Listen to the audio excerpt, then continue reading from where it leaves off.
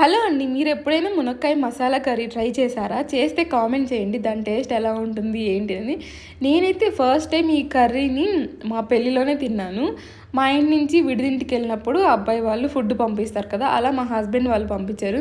ఇంకా హడావిడిలో మార్నింగ్ నుంచి ఏం తినలేదు. నైట్కి కొంచెం ఆకలేసి ఏం ఫుడ్ పంపించారా ఏంటి అని చూస్తే ఈ మునక్కాయ కర్రీ కనిపించింది. దీని టేస్ట్ అయితే నెక్స్ట్ లెవెల్లో ఉన్నింది. నాకు చాలా బాగా నచ్చింది. ఇక పెళ్ళైపోయాక అడిగాను మా హస్బెండ్ని, ఆ రోజు మునక్కాయ కర్రీ పెట్టారు కదా, మునక్కాయ టమాటాలో లేదు డిఫరెంట్గా ఉంది ఏంటి అంటే, అప్పుడు మా హస్బెండ్ కనుక్కొని చెప్పారనమాట. ఆయన కూడా తినలేదంట ఆ రోజు పాపం. సో తర్వాత కనుక్కొని చెప్పాడు మునక్కాయ మసాలా కర్రీ అని. నాకైతే చాలా బాగా నచ్చింది. ప్రతిసారి చేసుకుందాం అనుకుంటున్నాను కానీ కర్రీ చేసేటప్పుడు మర్చిపోతున్నాను. ఇంకా రెగ్యులర్గా మునక్కాయ టమాటాతోనే చేస్తున్నాను అనమాట. ఒకరోజు చేసుకోవాలి ఖచ్చితంగా అనేసి అదే పనిగా వెళ్ళి మునక్కాయలు తెచ్చుకొని ఈ మునక్కాయ మసాలా కర్రీ చేశాను. టేస్ట్ అయితే నెక్స్ట్ లెవెల్, చాలా బాగుంటుంది. నేను ఇందులోకి జీరా రైస్ చేశాను అనమాట. మీరు ఎందులో అయినా తినొచ్చు, సూపర్ కాంబినేషన్.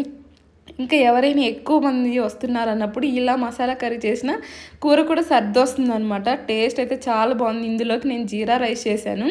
సో జీరా రైస్ వీడియో కూడా మన ఛానల్లో ఉంటుంది, ఒకసారి చెక్ చేయండి. మీరు మీకు కనుక ఈ ఫుల్ వీడియో కావాలి అంటే కామెంట్ చేయండి, నేను షేర్ చేస్తాను చేసి. సో ఈ వీడియోకి ఇంతే, బాయ్ బాయ్.